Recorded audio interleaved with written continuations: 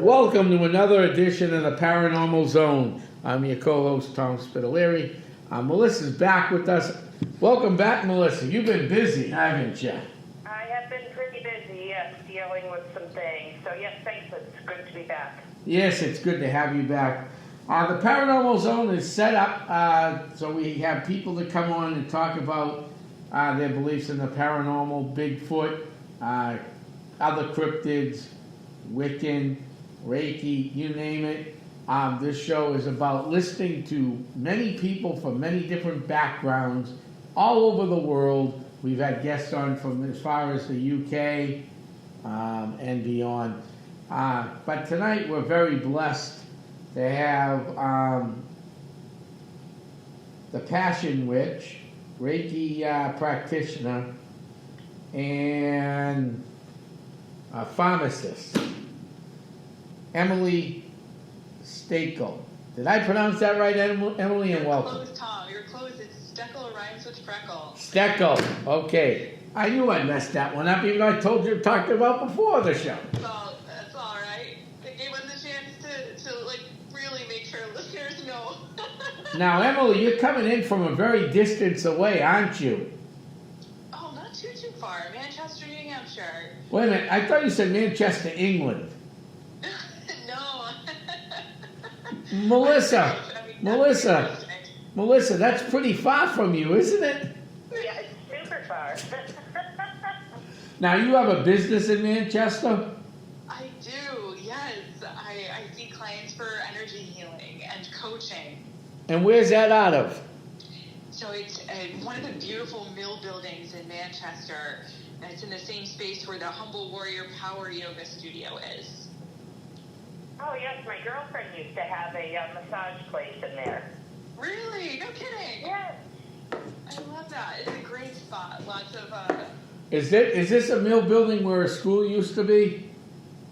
Or still is? Where Not So Plain James used to be. They completely did it over. Oh, so there's no school in that area. I don't think there's a school in the building. There are lots of other things in there, but It's right on the river. Okay. The waterfall goes on the side of the building? Waterfall. No, I don't know if that's I've a seen little that yet. over the highway. That's a little bit farther. Yeah, kind of, sort of, behind there. Oh, okay. That's a very interesting area. It is, right? I love Mill City. Well, we investigated one of the mills over there. I can't talk about which one, but it was near the waterfall. Okay. Yep. Like near the dam? Yeah, and we actually, it's a mill building with a waterfall. That's all I know. Okay. We had the bathrooms flush on cue. We had a guy looking in the window at us, and we went out to go find out where he was looking and standing, and there's a waterfall next to the building. He definitely wasn't standing in the waterfall because that thing was running pretty good. Wow. That's pretty cool. So yes, all right. So one of these days we'll have to take a ride up there. Yeah, that'd be great. What exit you off of over there?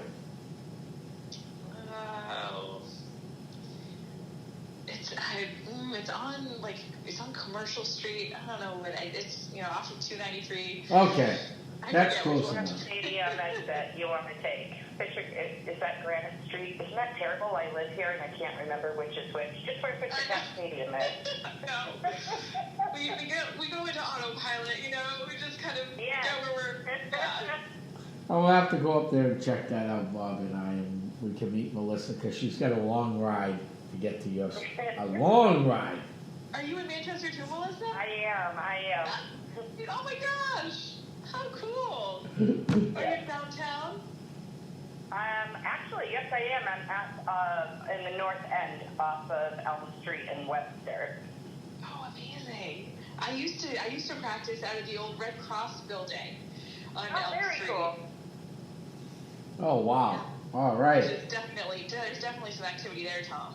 I bet there is. I was in the Bird Streets. That's all I'm going to say. Boy, was that... Tree Streets. Tree Streets. That's what it was, the Tree Streets. Yeah. let me tell you, that place was very active.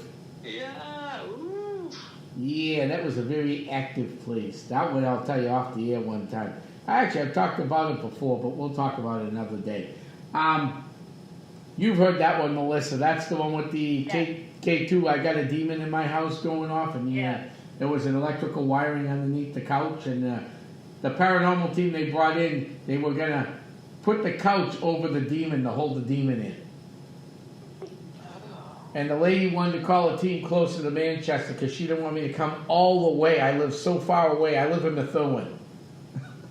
Yeah, not far. Right up now, maybe on a Friday night in the summertime it might take a little while to get there, but most nights it don't. Yeah. So well, back to you, Emily. Sorry about that. We kind of veered off course here. So you have a store. So why do people call you the passionate witch? Yeah, so I found that passion is such a potent compass for us in our lives. Finding what lights us up, what makes us feel alive is a good indication of where our energy is best spent in this lifetime. I think a lot of us don't allow ourselves to feel passion, and when we give ourselves that permission, oh my gosh, everything changes in the best possible way. And so that, I guess, addresses the passion part. The witch part, Tom, you and I have talked about this. My grandmother was a genealogist and had tracked our lineage back to sisters who were hanged as witches. And forgive me for not knowing their names. It's a travesty that I don't know this history better. But I always felt kind of different, I guess is a good word for it. And in the past couple of years, I've started to be able to describe and define the ways that I feel different, the ways that I perceive the world. And, in terms of tracking, dynamic tracking. Ooh, Melissa, are you still there? Hello? Melissa, can you hear her? Melissa, we can hear you. Where'd you go? I'm here. Can you hear me? Melissa. Hello? Emily, can you hear me? I can hear you, Tom, yeah. All right, keep doing what you're doing. I'm going to call... can you hear me now? Yeah, I can go. No, you keep talking about what you do. Okay, let's keep going. Yeah, so the identity of a witch, it's tracking dynamics and energy flow through systems, through relationships, through ourselves. It's finding reciprocity with the world around us. It's working with crystals because we are curious and appreciative of them. It's growing the herbs in the garden that we can, work with, that we can make into teas and tinctures because we've given them that love and care and they give it back to us. So reciprocity is really important. And curiosity, right? I think that's integral to the identity to my identity as a passion witch. How do we know what we're passionate about until we take some little risks to explore, to be curious about the world around us? It's just such a buffet of experiences to have and people to meet and thoughts to think. So those are sort of all the things encompassed in the word passion witch. All right. I don't know what's going on with her. So it looks like, too, you're with the Department of... Is this you, too? Department of Psychology at Harvard? No? That's not me. Oh, okay. But, yeah, I do have a foot in the medical world. I am a pharmacist in a hospital. So I like to think of,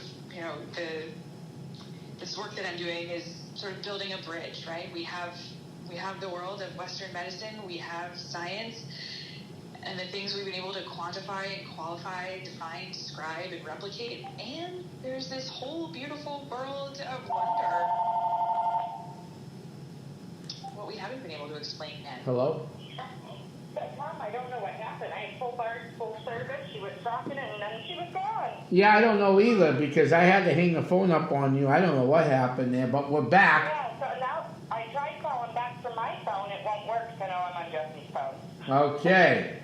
It might be the ghost in the building. You never know. Ooh. That was weird. So, Apologize, guys. no worries. That happens, and we keep rolling along here. So, Too big. yeah. So she's talking about her work in the pharmaceuticals. Right? Okay. So continue, Emily. So again, I think for so many people, we're first drawn to, maybe this word is too negative, but I've heard it described as shadow work, not in terms of our, not in terms of like our inner work to excavate our darkness, but more just like a job or a vocation that fulfills something, but isn't the whole picture of what we're here to do. So for me, I think pharmacy was that. It was a sliver of the work that I feel called to do in this lifetime. And the way that I'm understanding that or integrating that into my story now and who I am now is, I like to think of pharmacy. Pharmacy taught me what medicine is. Pharmacy taught me what it means to heal in a way.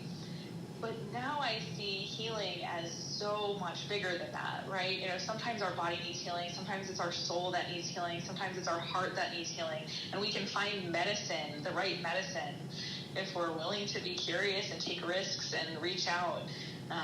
So I think, you know, my work as a pharmacist has prepared me well to be a witch and healer, and thinking about healing and multiple different planes.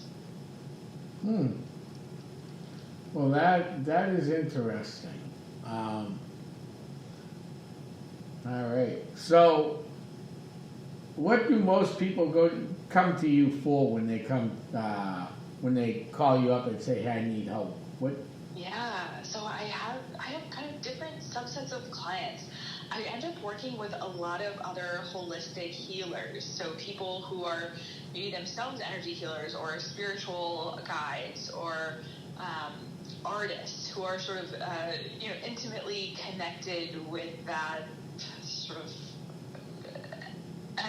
that idea of our existence as an energy channel, right? I think artists do that really well. They tap into that really well. So, you know, those folks already have a sense for what energy healing is, and know that when you seek out another energy healer, your experience is collaborative, right? It's not me doing any kind of healing. It's like when we come together in a mutual intent to heal and grow in some way, we help each other find clarity, find insight, release blockages that are holding us back. So that's definitely one population I work with, other holistic healers and practitioners. I also work with folks who maybe just haven't found the answers they need in Western medicine. Maybe they've been experiencing discomfort or pain or, you know, sleeplessness or something, and they've tried all the things and just haven't found the answer. And I think the reason, you know, sometimes we don't find our answers in Western medicine is the root of the problem is deeper. It's soul level, right? I've had folks. I like to think about folks who are on hospice as an example. You can give folks as much morphine as you want, and sometimes it's not going to touch the pain because the pain isn't physical; it's existential. It's grappling with mortality, with the end of existence as we know it, right? That's a different sort of pain than, breaking a bone. So that's another subset of my clientele, like people who are just not finding their answers in the conventional means that they've tried.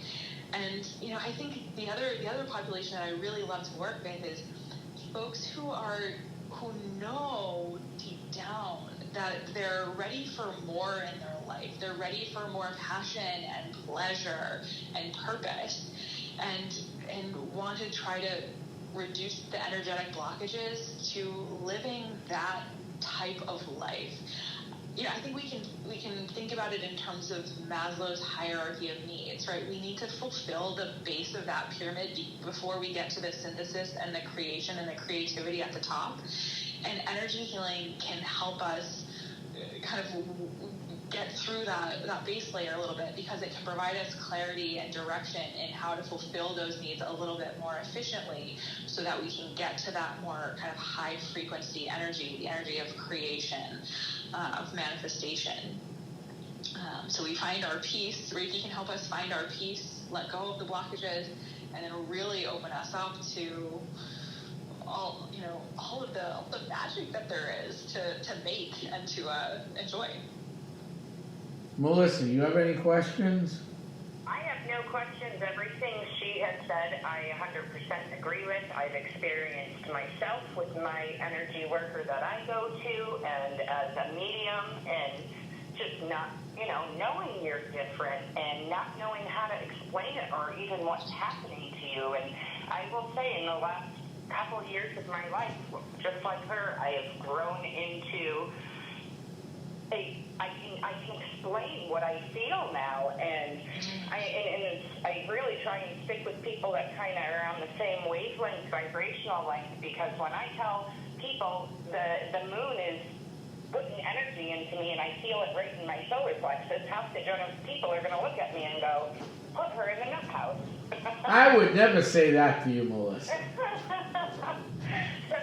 Everything she said, I don't disagree with the thing. Everybody has their way of doing it, and I went through the hard stuff and the shadow work and trying to understand myself, and it's made me just so much better. And you see the magic everywhere. It's everywhere once you break through.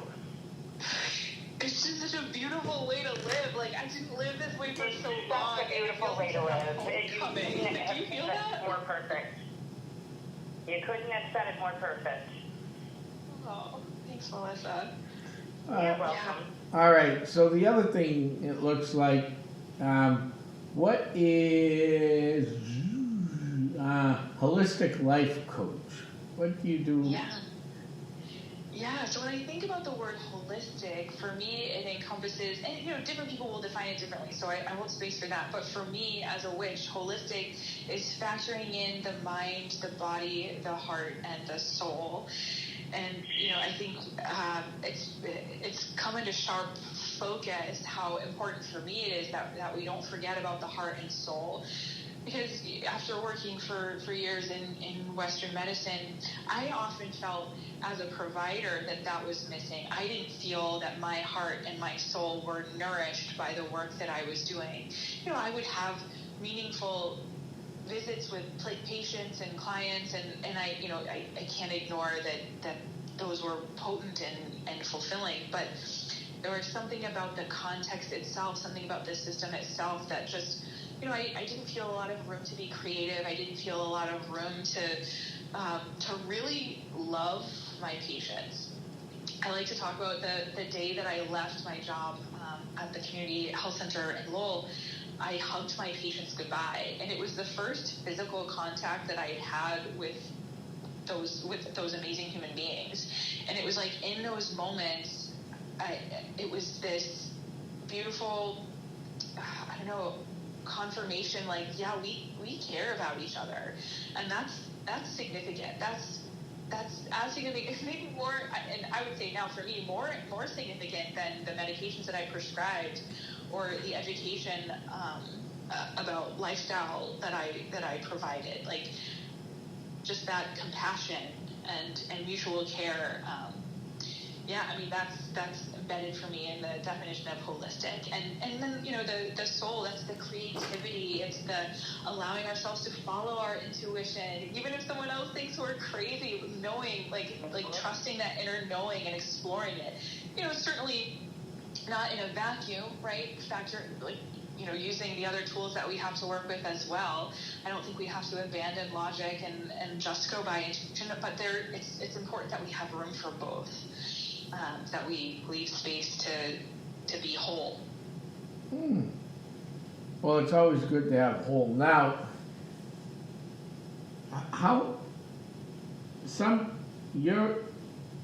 you started, when did you realize in life that this was your path? Yeah, I love that question. I came to the identity of witch in spring of 2024. So it wasn't that long ago. It was like, I just knew that's what I was. That's who I am.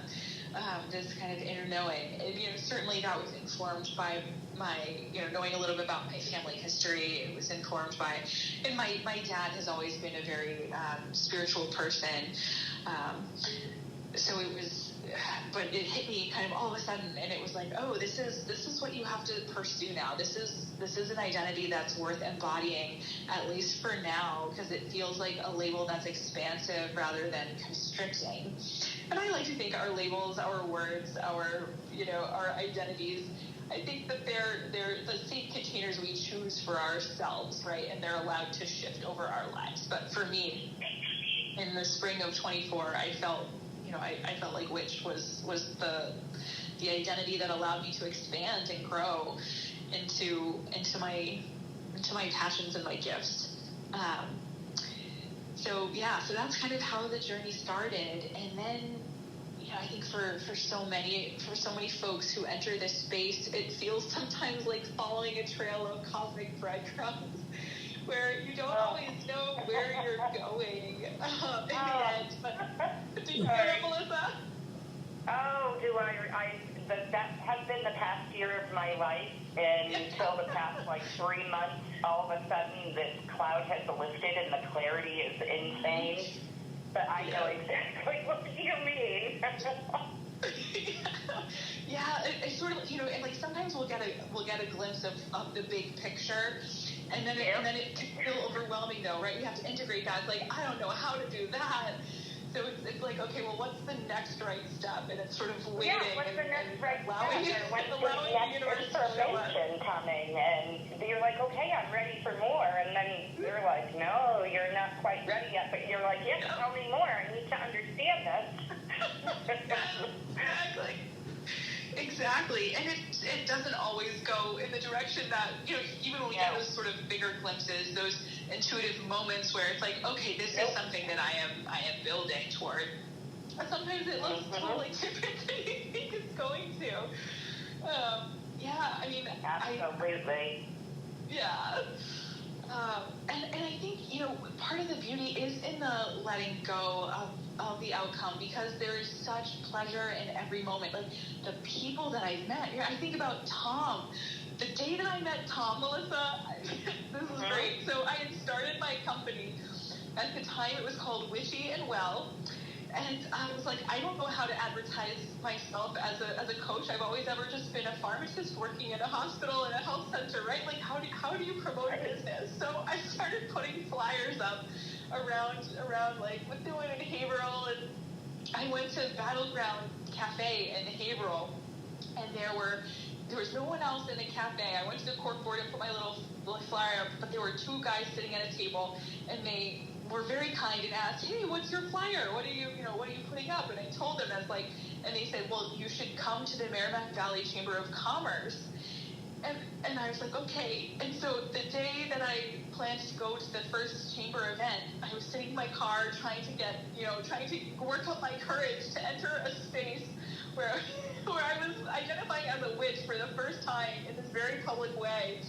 And I was breathing, and I was, and so I walked in to the event, and the first person I meet is Tom, who introduced himself as a paranormal investigator, and I was like, okay, I found my people, this is all gonna be okay. There you go. You know what? You went old school and made those flyers for a reason, and the universe provided the rest of it for you.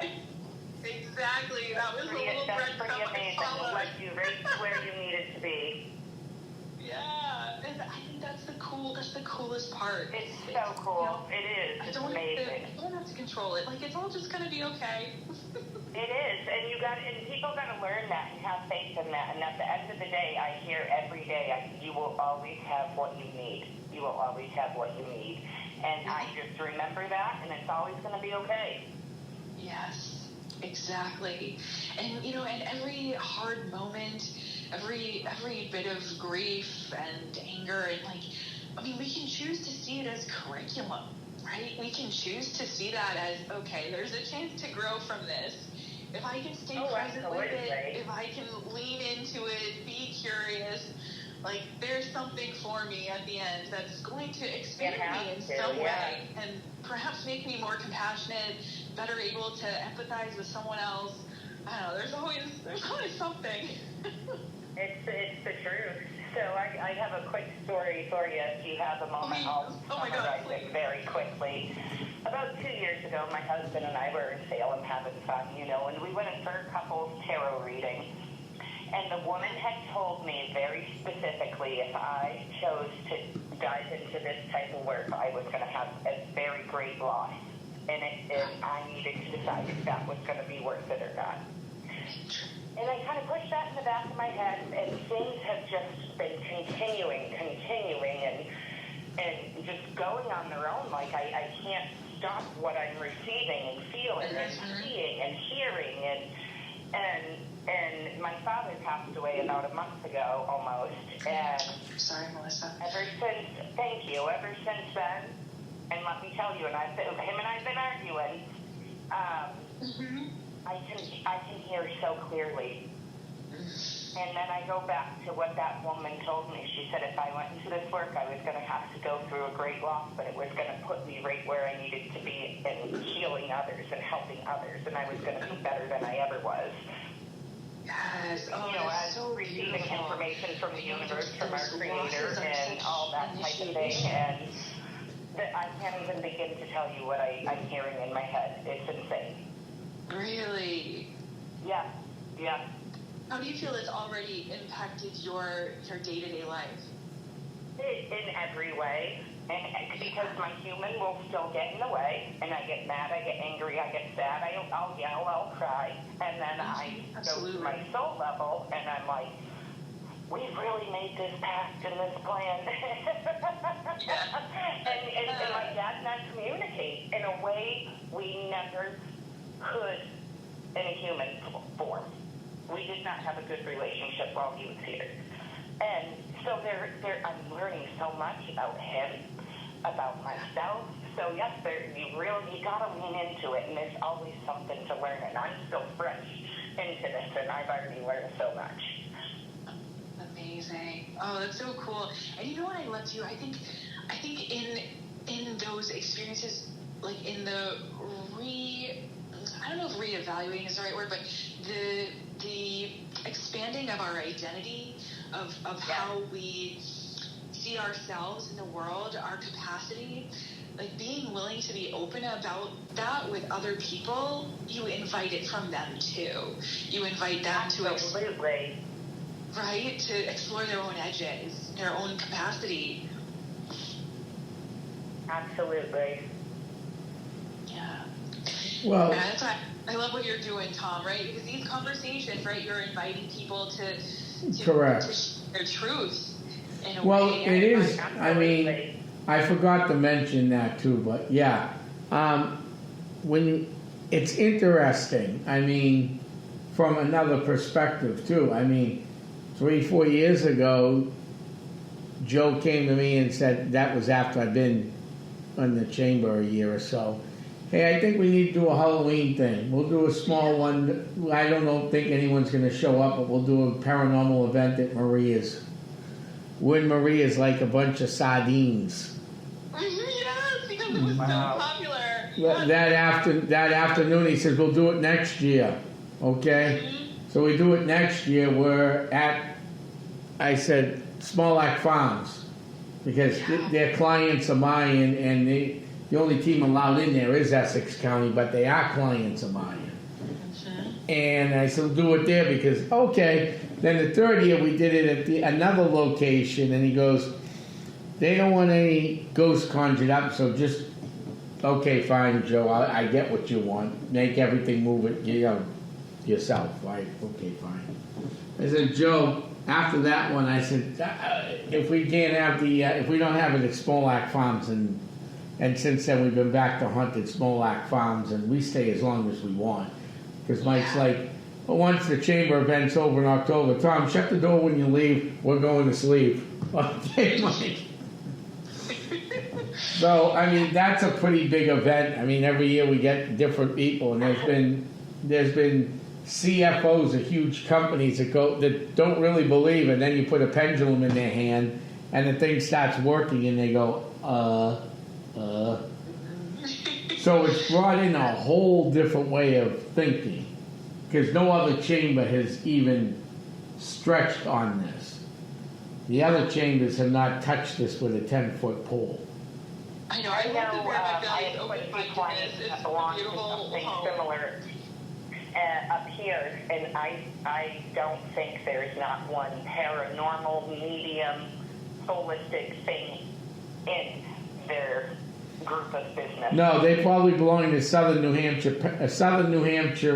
chamber, because all the other No, chambers. it's a different name. I just don't want to get anybody Yeah. in trouble, but it's a different group up here. Oh, okay. Well, I don't know most of the chambers. We're not trying to get anybody in trouble. They're all great. They're all great for business. So, anytime a chamber is active and doing different things, it's better for the community as a business as a whole. So that's Absolutely. what. And in this area, the two big chambers are Merrimack Valley Chamber and then the Southern New Hampshire Chamber, which merged from a bunch of different small chambers. They created this bigger one. It's Southern New Hampshire something or other. Because I go to some of their events. We have friends in common that are on the board over at some of those other chambers too. So it's not like Emily, we both know people on the board of directors of the other chamber. We're not going to mention names, but we do. Yes. Yeah. So I mean, it's very good to see. I'm hoping down the road more chambers, start adding these in, which will be good for the community as a whole. I noticed the other thing that's happening. I don't know if you've noticed it, Emily or Melissa, but I noticed the elderly complexes, nursing homes, assisted living, in Halloween time are bringing in people who have psychic abilities to do talks, people who do Reiki to do talks. Really? Yeah, that's starting to pick up. At least here in the Merrimack River Valley, I don't know about in, let's say, Southern New Hampshire, let's just say Salem, Wyndham area, I don't know a lot about Manchester. I've done a few cases up there, but I don't know the ins and outs of Manchester. I mean, I used to go there a lot because I went to a place to eat, but then the guys, new owners took over, went once, and we haven't been back up there. It's that all-you-can-eat buffet on Elm Street, is it? Yeah, Elm Street. Okay. They put, Up here? yeah, they put a Golden Corral. Okay. I'll even give them a push because the original people that owned it were from Lawrence. Oh, how fun. So Emily, back to you. You seem to do a lot in educating people. You do a good job at it. I used to be a high school English teacher. Oh, a high school. Oh, so you did teach then? I did, yeah. It was kind of my first passion. And yeah, I mean, I think sort of unfortunately, I didn't do a very good job of holding good boundaries around my time and energy when I was a teacher. It's hard to do, right? I had 110 students at a time, and then, you're grading a stack of essays on top of teaching all day, and I ended up kind of feeling burnt out. So that's when I pivoted to pharmacy. But I do love teaching. I love asking questions that get people thinking. That's my favorite thing. And I think that's why this space is so fun to play in, because we have a lot more questions than we have answers. Right, and even if you're good at what you do, when you're teaching or talking or whatever, talking to a group of people, you can learn from those group of people you're talking to too. Oh, that's what's sure. great It's about always it. collaborative, right? Well, I think that's the best way. You agree with that, Melissa? Collaboration? Absolutely. You gotta pick one thing that you learn, whether good or bad or indifferent, but yes, you always learn. Never stop learning from others. I mean, and you were in probably one of the toughest professions in the world, Emily. And no disrespect to our first responders, because that's a tough profession, but my mother was a teacher for over 30 years. Oh, wow. What did your mom teach, Tom? Special ed. That's all. Yeah. I won't say where, what, when, or where, but special. And she did a great job. Everybody loved her, but then it came time to retire. You need to retire in life. And she's done well. So that was excellent. But I was actually in the education program at Bradford College and went, when we started going into the classroom, that type of, I'm like, I don't have the patience for this. Yeah, I mean, we have different skill sets that thrive in different settings, right?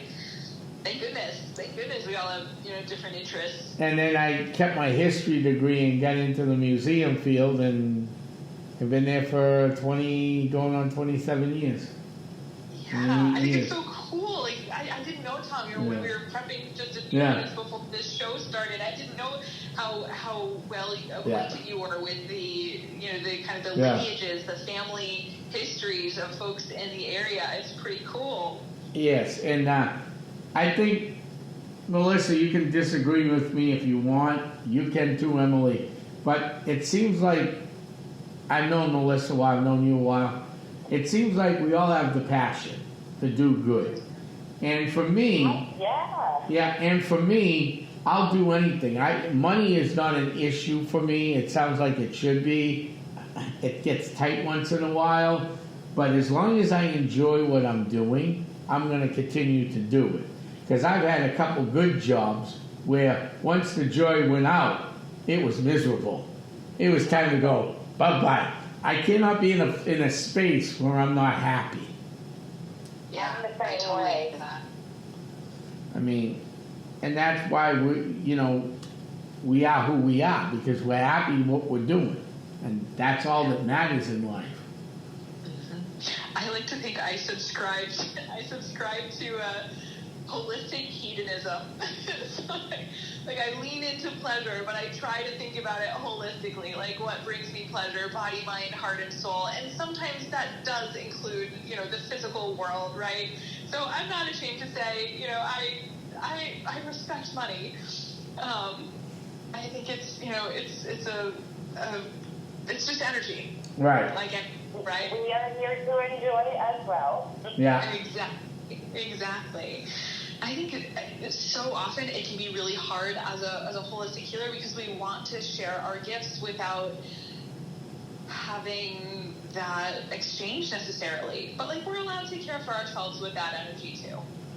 Right. So when you do holistic healing, someone calls you up and says, well, let's take, maybe you can do holistic healing with this, maybe you can't. Well, take me for an example, okay? Yeah. I'm not afraid to hide anything, so instead of just making this a fake story, we'll make it real, because we like it real here on the Paranormal Zone. I'm a diabetic. Yeah. I think pretty much everybody knows that's been around me. I don't hide it. And of course, with diabetes, you're on different medications. That's what it's all about, as you know, being a pharmacist. So, if someone called you up like me and said, hey, I'm a diabetic, my sugar bounces like a pendulum or a ping pong ball, whatever you want to call it. What would you suggest? I'm just trying to figure out what holistic medicine is. So, what would you suggest? We're not trying to be medical and give out medical advice tonight. Just want to make sure everybody knows that on the show. This is just part of the show tonight. Okay? So, what would you do? Yeah, so my approach is a combination of energy healing, which is just a client just would lie down and I place my hands on their body at key energy exchange points called chakras along the spine. And that energy flows through your whole being, body, mind, heart, and soul. And I like to think that that energy it finds where there might be blockages. So it might be that it finds blockages in our thinking. It allows our thoughts to flow more effortlessly, and then solutions occur to us more readily. It might be that, I'll give you an example. I had a client with diabetes, actually, with type 2 diabetes, and I put my hands on her sacral chakra, and when my hands were there, I got the intuitive image of fire, flame, like not a gentle, slow flame, but like a bonfire, like a discomfort. Mm-hmm. And our sacral chakra is the energy center of our sensuality, our sexuality, our creativity, and so what I perceived was that energy, it was blocked. And so I built some energetic bridges with my hands to allow that energy to flow more freely to other centers, like her solar plexus chakra, which is the chakra of self-love. And at the end of our session, I asked her, so there's the energy part where there's, I'll share my intuitive insights while I'm doing the energy healing, but it's not much of a conversation. And then at the end of the session, I like to ask some follow-up questions. I like to encourage folks to do some self-inquiry and kind of tuning into their own inner guidance. And so I asked, I told her what I saw. There's a lot of heat there. And she had been experiencing inflammation in her body, like pain, physical discomfort, mm-hmm. that wasn't being addressed by the medication she was taking. And I think this is where the root of pain is really important. For her, I think it was a stymieing or a stifling of that creative sexual energy, and so it backs up, and it causes inflammation. What is inflammation but heat and flame that's misdirected? So I asked her, I was like, I told her I had this experience, and I asked her, where in your life are you feeling passion? And she said, well, I've always been really passionate about my work, but I'm getting ready to retire, and I don't know what's coming for me. And I asked her, I was like, well, what would make you feel sexy and passionate? She's like, well, I've always wanted to take dance lessons. So you can kind of see how, we came with a problem. We're experiencing physical pain and inflammation. We're doing some energy work. We're feeling into where there might be misalignment, and then we're engaging the client's own intuition and own guidance system to figure out, okay, well, how can we get this energy to move? Where is it welcome? Where is passion taking us? Where is pleasure taking us? Where is curiosity taking us? That's interesting. Yeah, and I worked with folks. I worked primarily with folks who had diabetes. Actually, in my role as a pharmacist, I'm in a hospital now, so it's a little different. But before I started my own company, I worked in ambulatory care with folks, one-on-one, helping them manage diabetes. And a story that I often heard was, what is the sweetness your soul is craving? Right, we're seeking. Sugar is my drug of choice. I'm the first to admit that, and I know that I seek sugar out when there's a deeper longing, like my soul purpose kind of longing, when I'm feeling like I'm not fulfilling that, or I'm not doing it fast enough, or well enough, then I want sugar. And so it can just be self-inquiry.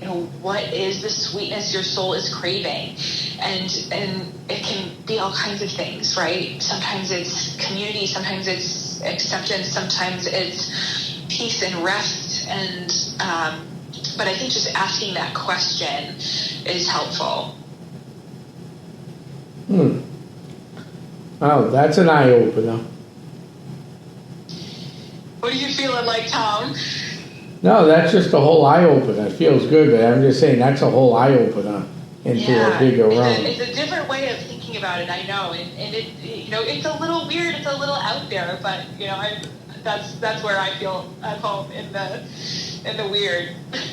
Well, I think any of us in this field feel at home in the weird. Yeah. Because, 2 weeks ago, we had a case, and we're still on this case. Melissa was not with us on this one. She's coming on the next time because this is just a rough one.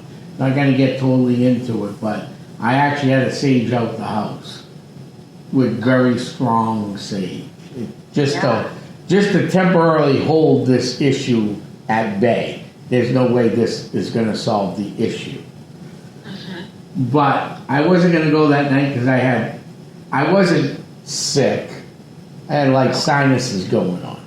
Okay. Yeah. I had no fever, no nothing. But I saged the living daylights out of the house. You know, the two areas that were the worst, actually, and some of the other parts of the house. I always work with sage and different mixes of sages I use for different things. But this I use pure sage. No mix, no tobacco like we did the week before with you, Melissa, at that house. This was just pure sage. I'll tell you what, I slept that night real good. My sinuses were all taken care of. Oh, that's awesome. Wow. How cool is that? Cleanse the house and cleanse yourself. Yeah, it felt good actually because all the sniffles were gone. Oh, I smelt out the rest of the house coming home that night because we had to use some strong sage on this one. So when I got home, the whole house smelled like sage for 2 days. And everyone's like, I can smell something weird. I go, I think it's the sage. You don't smell it? I says, not really, because I'm around it all the time. Right. You know, so I mean, I just find it because there's so much out there. I mean, you look at anything online. Now, obviously, you don't trust everything online. You should research everything you see online, no matter what it is. Yeah. But I've tried different things with the sugar, and that was some interesting advice. Yeah. I like thinking about, so, you know, I mentioned it earlier, as a witch, reciprocity is really important to me. And I think often when it comes to dis-ease or you know, illness or, you know, whatever word we want to call it, I think it often comes from like a rupture with self that we have the pleasure of repairing. I like to think about insomnia as a rupture with the relationship to sleep. You know, once you have trouble sleeping, it can start to feel like sleep is an enemy. And then we just kind of fortify the walls against it, and it becomes harder and harder to invite sleep back in as a friend and ally and as nourishment. So, and I think, you know, I think sometimes that happens in other ways with our own bodies. I think about, you know, my own experience with weight loss. I was obese and just really didn't love my body. Had kind of a relationship of animosity with it, and it wasn't until I started to really seduce my body, to do things that brought me pleasure, that I felt like it was coming back to me in relationship. So I think it's, you know, it can be fun to find ways to repair our ruptures within ourselves. And maybe rupture feels like too violent a word. For me, it's just kind of a helpful image. But yeah, you know, there's pleasure in the repair, in the recognition, and then building those relationships again with pleasure, with teasing, with love, with, you know, all the good stuff that any relationship can be made of. Mm-hmm. Interesting. No, that is really interesting. So what do you do now? When is your studio in Manchester open and stuff like that, so people want to get a hold of you? Yeah. So I see clients Tuesday through Saturday. It's a little different on Saturdays and Wednesdays, but most days I'm there from 9 to 6 p.m. Wednesdays I do later sessions until 8 p.m. Saturday 11 a.m. to 7 p.m. And yeah, you can book a session with me online at emilysteppelholistic.com. And yeah, I mean, if you're curious, I have a little bit of information about what Reiki is and my backstory there. But I think so often in this space, you know, the best way to learn what the medicine is to go directly to the person's story and how they came to feel passionately about their medicine. Because, different things are going to resonate with different people. My story might resonate with someone, but Melissa, your story might resonate with someone else, Right. That's how what works for us. Yeah, and I'd say, in general, if you're a person who's curious about exploring the world of holistic health, I think nice entry point is just finding a person that you feel comfortable with, a person who you feel cared for by, because that care is going to infuse the work that you do together, the collaborative work you do together. Mm-hmm. Yeah. So what is this here? Come to one of our monthly meetings. Yeah, so a couple of friends and I, who are all in this holistic wellness space, we created a group called the Liberated Healers Collective to support other people who are stepping into this world, who are, are starting businesses and really working on growing their unique medicine to share with other folks. So it's a group that's, it's free to participate in. Sometimes we do virtual meetings, sometimes we do in-person meetings. And the goal is, we need safe spaces to test out our modality, right? We need places where we're not going to be judged, where we can say, hey, this is something that I've been maybe working on by myself. Are you open to letting me practice or letting me share with you? It's a space for people to collaborate, right? Maybe I have an idea, you have an idea, together we make something that's even more impactful. It's a space also where we're providing the concrete supports for people who are building businesses, right? Connections to bookkeepers, connections to, social media management, what that looks like. Because I like you said earlier, Tom, I think a big part of this world is education, because we're still building the infrastructure, we're still understanding it, and so we're kind of all trying to piece together what we know and share that with each other, so we can feel more anchored and grounded in our work, that much better able to share it with the world. Yeah, because there's a lot that goes into it. I mean, there's got to be a lot to go into that, and it's very interesting. Especially when it looks like energy healing can be used not only just for physical illness, but even weight loss and pain. And that's stuff the average people deal with every day. Resonate with it differently, yeah. Absolutely. Yeah. No, that is interesting. I like to think my weight loss journey was kicked off by a hug from a friend. It was like in that moment, in that hug, I finally felt like I was worthy.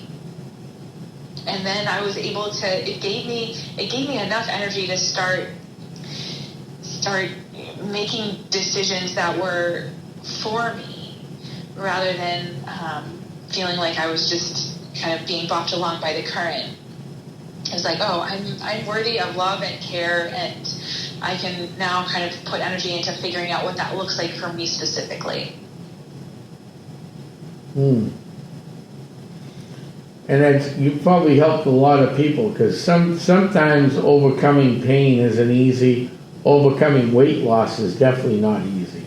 Oh, none of it's easy. Yeah, but again, I think once we realize the pleasure in the repair, we realize, like, oh, this is just part of my curriculum. This is just part of my studies in human school. Mm-hmm. And then it's like, okay, how do I figure out the lesson? How do I work through this? Because there's a way, and there's a way to do it that feels good. There's always a way that feels good and satisfying. Mm-hmm. Absolutely. Yeah. Well, that's. I think I'm going to have to check out one of your meetings. Oh, I'd love that, Melissa. That would be amazing. Yeah. What's that? I'm sorry? Sorry, what was that? Well, I she's. couldn't hear what you said. Oh, yeah, that would be absolutely amazing. Yeah. Oh my gosh. I would love that. Especially you're in Manchester, we're neighbors. Exactly. Absolutely. Yeah, so you can find more information about the Liberated Healers. We have a website, liberatedhealers.com, and then there's also a link on my website, emilystekelholistic.com. Very good. Thank you. Yes, oh my gosh, thank you. So, maybe this question's for both of you, okay? Yeah. All right, and if you don't want to answer it, you don't have to. It wasn't part of the script today at all, so we're going a little Let's hear off it. script. I'm excited, Tom. We're in a different type of life right now, okay? We see a lot of ugly things out there, okay? And everybody's blaming everything. It seems like we're going into a national mental health crisis, okay? And with mental health, I mean, I haven't seen it this bad. I've been on this planet for 94 years. Oh, wait a minute, 49 years. Darn it, my brain's fried. I'm an old man, darn it. You're an old soul. Yeah, but with mental health, they always go to, which helps a lot of people, which is great. But is with the right combination, is there holistic or Reiki healing that can help with some of the mental health? I think that's Yeah, Absolutely. short answer, absolutely, yeah. okay, so it can help. Absolutely. Yeah, I mean, I think it's a balance of many things, and that balance is different for every person. But certainly, why not have more tools in our toolkit rather than less? So, Exactly. right. So, in general, though, this could be for both of you too. For people who are listening, going, well, should I take a Reiki class or should I not take a Reiki class? I probably should take one. I should take one myself with everything I do. I just haven't had the time to sit there and take the class. But and you're right, it's probably not for everybody. I did hear that from one of you two. So That was me. that is you. I shouldn't say it's not for everybody because we're all capable. We are all capable. I should say it depends where that person is in their life Mm-hmm. Yes, I agree completely. with their mental health. All right. So Is that more clarifying? yes. So what is Reiki, and so let's throw me in there. I sign up for a Reiki class. What do I expect from you guys? So there are classes where you can become attuned by a Reiki master. So if you're looking to learn how to give Reiki to yourself or to other people, I mean it's beautiful, self-healing. Like it's incredible. So if you wanted to pursue that, yeah, you can find a Reiki master who will attune you. They'll teach you about what Reiki is, about the lineage, how the attunements are kind of passed down. And how to work with the energy, and then you can be empowered to work with it for yourself, your family, your pets. So that's a beautiful way to experience Reiki. Or you can go to a Reiki practitioner who is attuned, and then you are in a position to receive. So the practitioner will create a safe space where you feel comfortable, and they'll put their hands on you, and it feels a little different to everyone. To me, when I receive Reiki, it feels warm. It feels like a deep relaxation in my body, not just in my mind, but my body. It feels like it's allowed to melt a little bit. And different people will experience it differently. Melissa, has that been your experience with it as well? In my experience, I travel. I'm the first to jump off this plane as quick as I can. I love it. Yes. If I'm being honest, I see visions, I see colors, I see sacred geometry. It's amazing. Yes, I like to think of Reiki. So some folks might be more familiar with psychedelic medicine. Psychedelic is a very strong signal to the nervous system and the mind. It's very potent. Reiki is also consciousness shifting, but it's much gentler. It's which I feel like for someone who is highly dysregulated in terms of their nervous system, in terms of their thinking, psychedelic medicine it may cause more harm. I mean, there'll be self-recognition and insight at the end, but it may come at great cost in the short term. But Reiki is, I think it's much gentler. It can still allow people to arrive at greater self-insight, at deeper healing, but it's not so much of a nuclear bomb to the yes, not I will say not everybody is meant for psychedelic medicine. I have done both and had great experiences with both. I love psychedelic medicine because I always have some major epiphany. But I know not everybody has that. I've also seen people have the complete opposite experience. So. Right, exactly. So I think energy work is just kind of and not all energy work is the same, right? So I'll preface it by saying that as well. But for me, Reiki is very gentle. It's very non-confrontational, but it is potent. It is. I like to think of it as gentle but relentless. It finds where those blockages are. It holds them with love so that they can ease up on their own.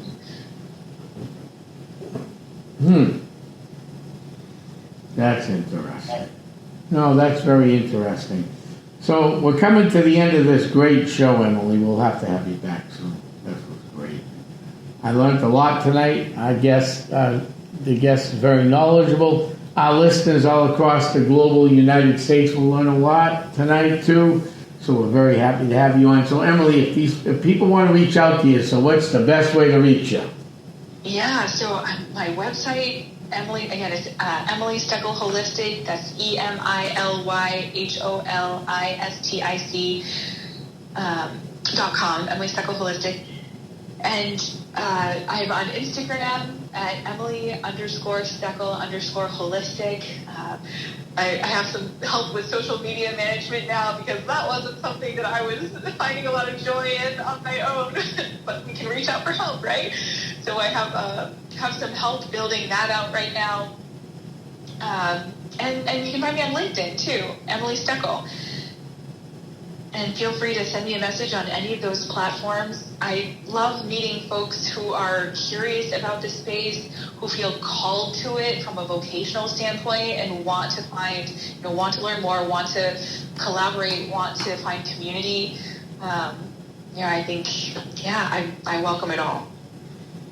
All right. Well, thank you for coming on tonight, Emily. We'll be talking soon.